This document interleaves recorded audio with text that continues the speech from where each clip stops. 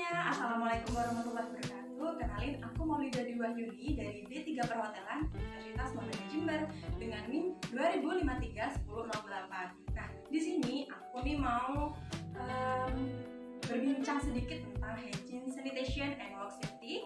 Lebih spesifik ke hygiene sanitasi pada makanan. Nah, di sini ini adalah syarat dari tugas UTS-ku matkul hygiene, sanitation, and work safety.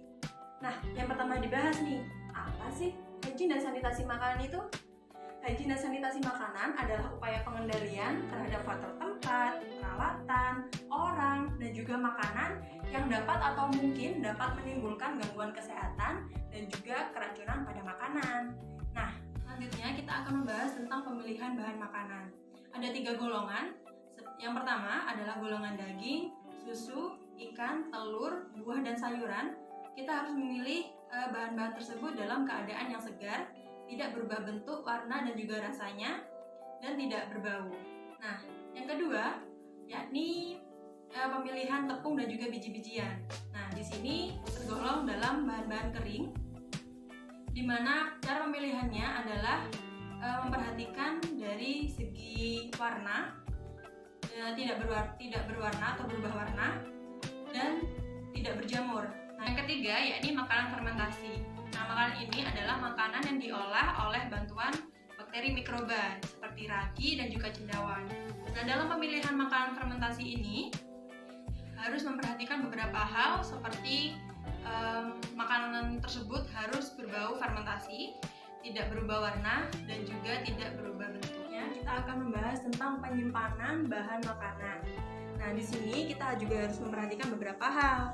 Seperti yang pertama, penyimpanan bahan makanan yakni harus di tempat yang kemungkinan terhindar dari kontaminasi baik oleh bakteri, hewan, serangga, dan juga bahan berbahaya.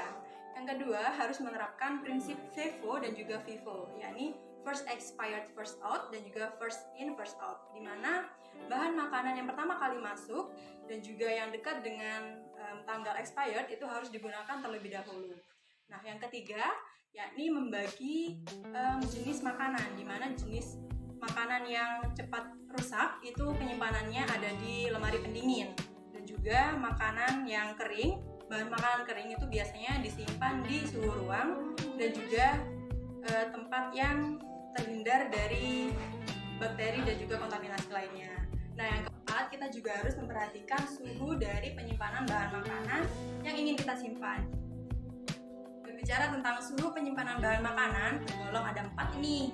Yang pertama ada cooling, di mana suhu penyimpanan itu sekitar 10-15 derajat Celcius. Yang kedua yakni chilling, di mana penyimpanan bahan makanan itu harus berada di suhu antara 4 sampai dengan 10 derajat Celcius. Ketiga yakni freezing, di mana suhu penyimpanan itu harus berada di antara 0 sampai dengan 4 derajat Celcius. Dan yang terakhir yakni frozen, penyimpanan bahan makanan di suhu kurang dari 0 derajat Celcius. Ini dalam pemilihan bahan makanan atau makanan yang sudah dikemas, kalian juga harus memperhatikan beberapa hal.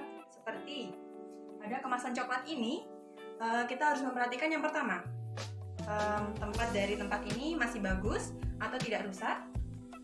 Yang kedua, ada tanggal kadaluarsa. Yang ketiga, ada label dan merek. Nah, yang keempat, harus terdapat dan mempunyai nomor daftar. Nah, itu adalah beberapa hal yang harus kita perhatikan dalam memilih makanan yang dikemas. Selanjutnya, kita juga akan membahas tentang makanan yang tidak dikemas. Bagaimana sih cara pemilihannya?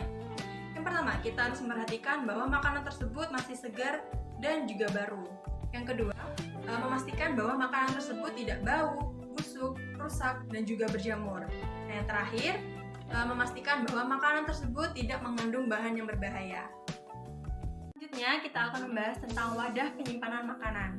Di sini juga harus memperhatikan beberapa hal, seperti yang pertama, wadah penyimpanan makanan harus memiliki tutup yang rapat.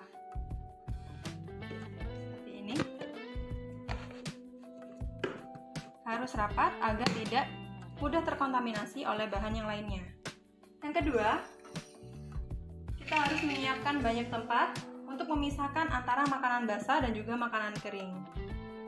Baik, akhirnya selesai juga pembahasan kita tentang hygiene, sanitation, and work safety, pada tepatnya di makanan. Nah, mungkin itu saja yang dapat saya sampaikan. Kurang lebihnya saya mohon maaf yang sebesar-besarnya jika ada salah kata. Saya akhiri, wabillahi taufiq wal hidayah. Wassalamualaikum warahmatullahi wabarakatuh. Dadah!